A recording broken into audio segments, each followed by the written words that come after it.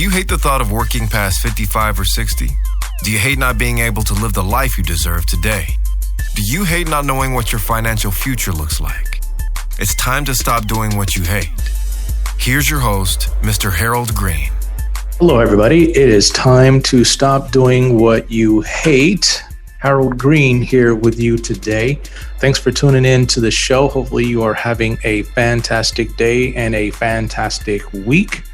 I just kind of want to get into something that I've been on for a while. I think the last show we talked about college craziness and all the different things that are going on with college.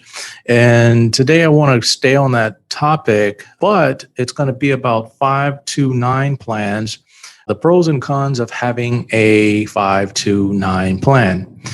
Lately, there's a lot of things that have been going on with colleges, and in regards to what are they going to be looking at due to the coronavirus situation and all of the different adjustments that they're going to have to make. But I want to lay a little bit of a foundation about college. And as you guys know, I do talk about it in the Rapid Retire program. It's part of the Rapid Retire program. And if you want to know more about Rapid, go to the website, retirenow.retirewild.com, and then download that brochure. And so in talking about 529 plans, I got to put out that little disclosure. All investments, including real estate, are speculative in nature and involve substantial risk of loss. I encourage our investors to invest carefully. I also encourage investors to get personal advice from their own professional investment advisor and to make independent investigations before acting on information that I publish in the show.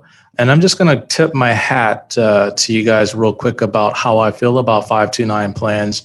Honestly, I do not like them. And there are three reasons why I don't like them. But there are maybe one or two reasons why I can stomach them. And so I want to go into the three kinds of families that do need help with planning for college. I call them category 1, category 2, category 3. Category 1 are families that need total financial assistance. These folks are going to get financial aid wherever they go. However, everything must be done 100% accurately and on time in order to get the maximum amount of free money and the least amount of loans. And so one day what I'm going to do is just tackle the whole college loan situation and then how to pay for college using loans if you have to. But today I just want to stay on the topic of the 529 plan. And then there's the family that falls in the category 2. These folks are going to get some money from some schools, and then other schools are going to tell you to take a hike because you make too much money. And it is also based on how your income and your assets are positioned. Now, a majority of the families that I've spoken to in the past that have come into my workshops are what I call category 2s and category 3s, because here in Hawaii, you need to be making at least $100,000 to $300,000 in order to have a good go at it and to be able to enjoy life here, because the housing costs are astronomical. Paying for private school is not getting any cheaper. Gas has gone down, but there's still a lot of other things that we have to pay here just in order to enjoy the island of Oahu and all of the aloha that comes along with it. Now, the third kind of family is what I call category 3. These are the people who make way too much money and they do not qualify for financial aid, but you may still get forced into the process for the merit-based money.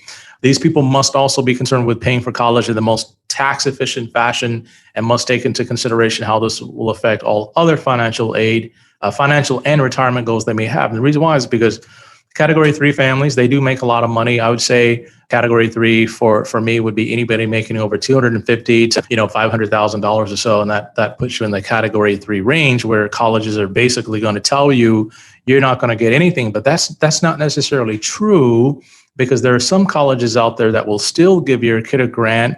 It just kind of depends on how bad they want that student. Okay. And also, why is it such a problem paying for college? And this is just to recap, 80% of Americans have 66% of their net worth in retirement accounts.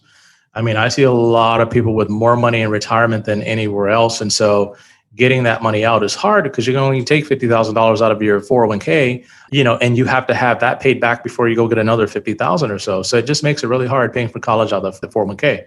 76% of Americans are living paycheck to paycheck. That hasn't changed a whole lot. We're still kind of in the same spot.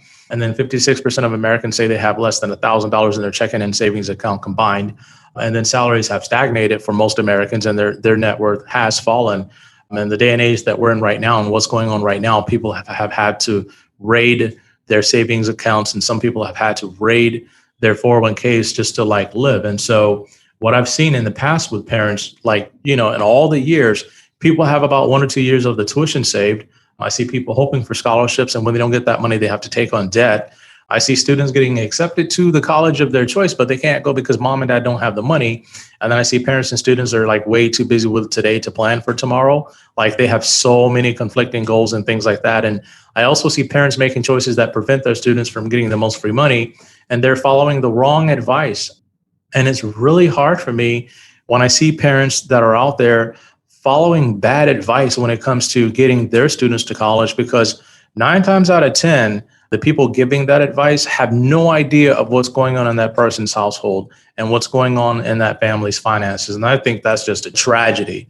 I also see students scared of making the wrong decisions for their future. So they make no decision at all, primarily because they're afraid. They're afraid of what their parents are going to say.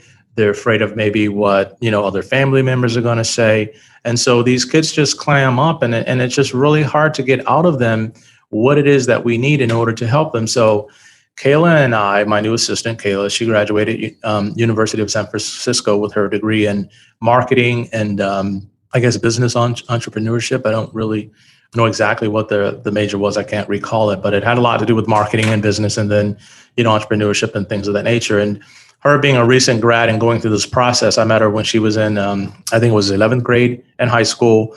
And she was really a smart student. And her and I were talking about the services that we have in place. And she was saying how for her, it was pretty easy because she only had her one part to do, and that was get the good grades. And I helped her mom and dad with the finances and the figuring out how to pay part. And when it came to financial aid, she didn't have to do any forms and she didn't have to worry about any of that. We kind of took, well, not kind of, we took all of that off of her plate. And so we were just kind of talking about the services. And just to let you guys know, we are revamping our college funding program and our college admissions program because things have changed. Things are constantly changing. And I don't want to keep like putting the same old, bologna on the table for dinner. We got to have something different because things have changed. And so we looked at our students and we just kind of broke it down into 2 types of students that we have. And yes, I'm going to get into the 529 plan, but this part is very, very important. You have to understand what you are working with when it comes to your student. All right. And I'm going to say this, and I want you guys to understand that I'm not coming from a bad place with this. Okay. I'm coming, from my heart, because I built this program based on caring for families, caring for students, and like wanting to alleviate the pain and the suffering that they were going through. But we narrowed it down to the 2 types of students that we work with. All right. Number 1, the student that needs motivation. Number 2, the student that needs guidance. And when we look at the program, it's built more towards the students that need guidance and not the students that need motivation. And so when the kids are highly motivated, they follow a process. And so Kayla got a chance to talk and interview a kid that's kind of late in the process. And so, we were wondering, why are we just kind of going through this now with this kid? The family they've been on board with me for quite a while. They knew we had these services, but what it was it came down to filling out the financial aid forms, and they didn't want to screw them up because they have assets and things like that.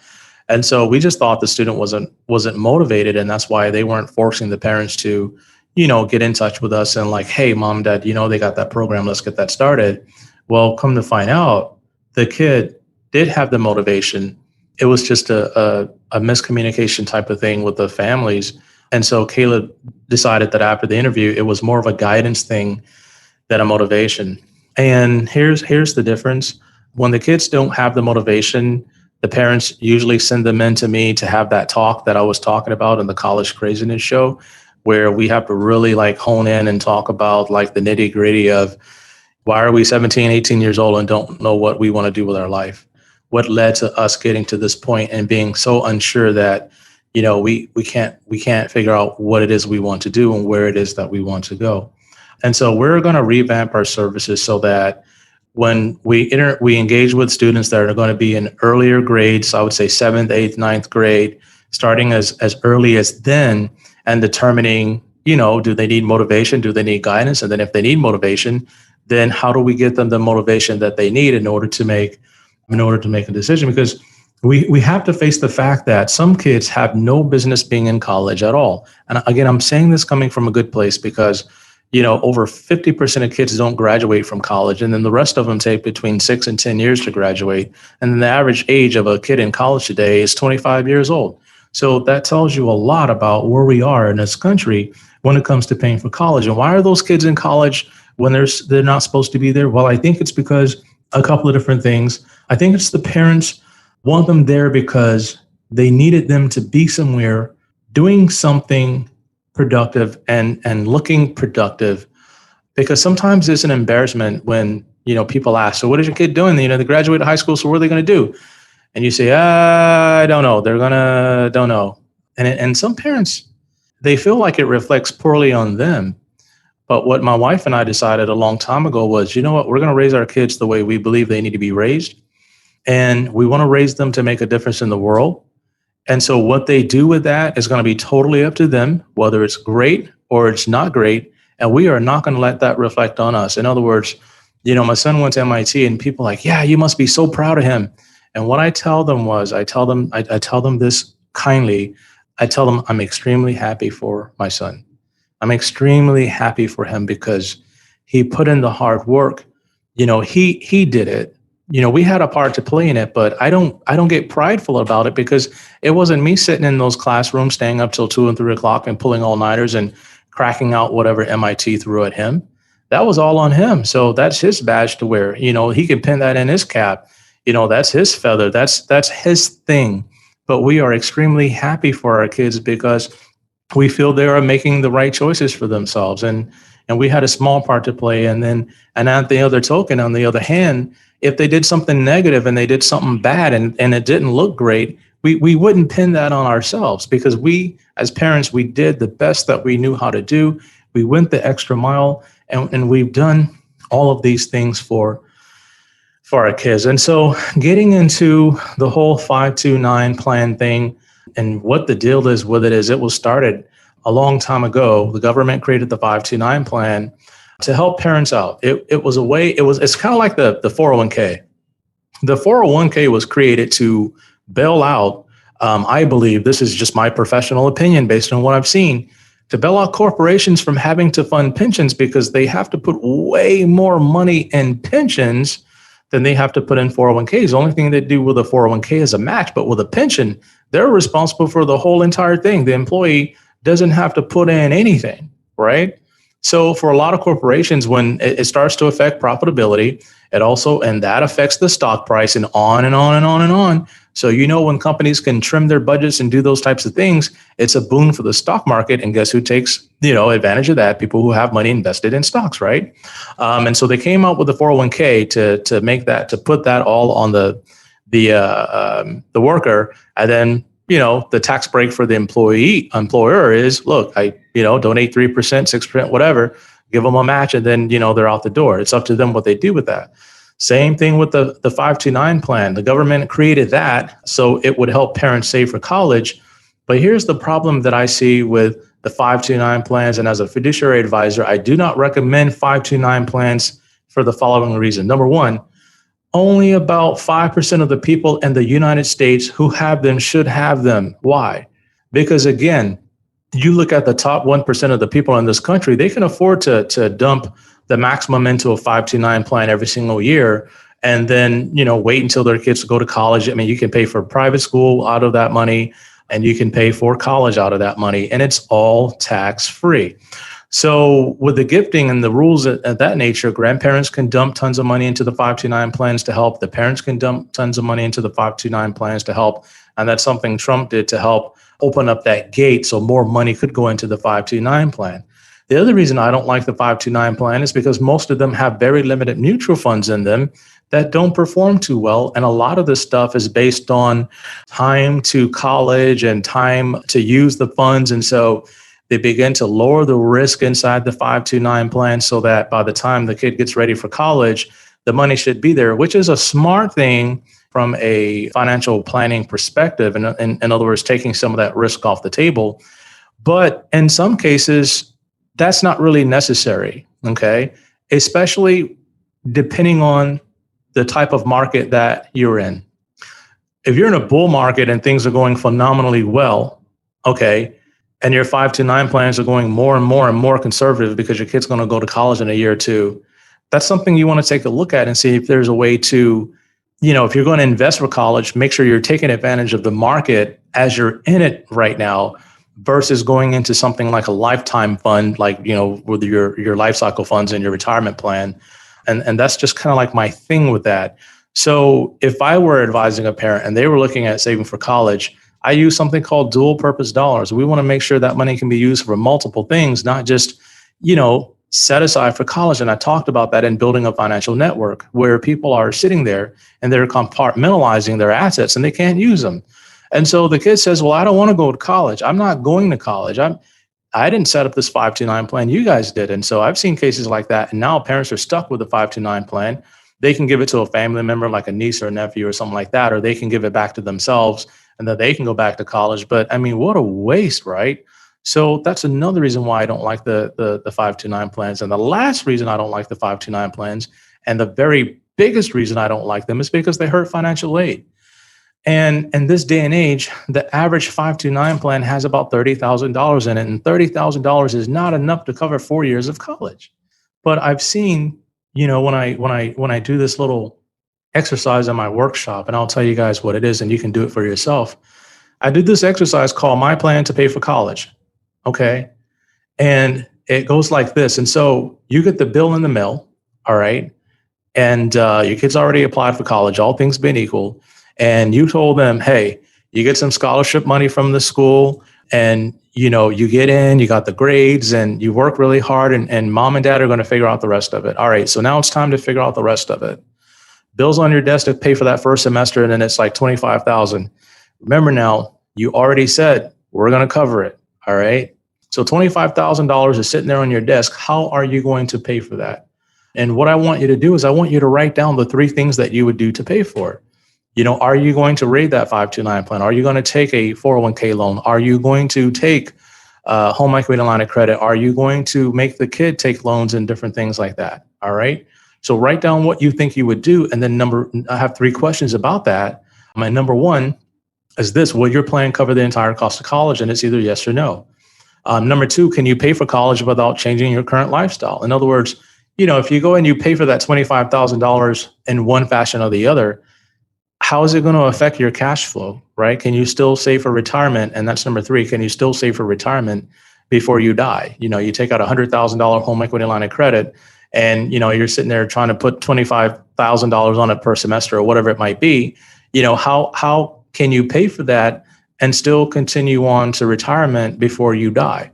And these are some things that you have to think about in regards to setting up your college funding plan, understanding the type of student that you have to work with, before you go putting, $1,000 a month or whatever it might be into a 529 plan. Now, there are some good points about the 529 plan. If you got the money to dump in, whatever the limits are for the 529 plan, if you can do that every single year, God bless you, knock yourself out. It might be a good thing for you to do, or it may not be a good thing for you to do. You have to look at your long-term financial plan and understand, is the 529 plan right long-term for me and my family, or is it not the right thing to do?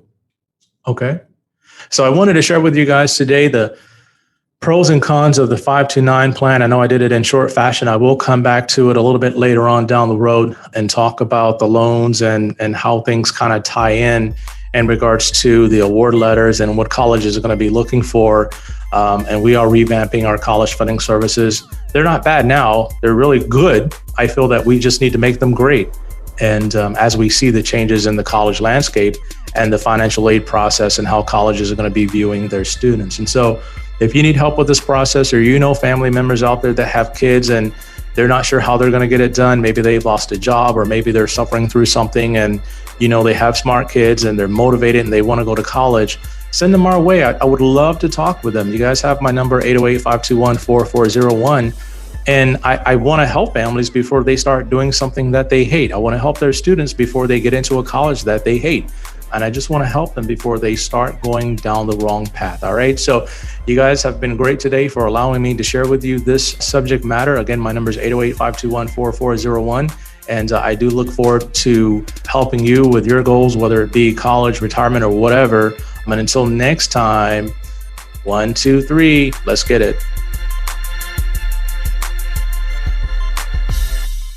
This is thepodcastfactory.com.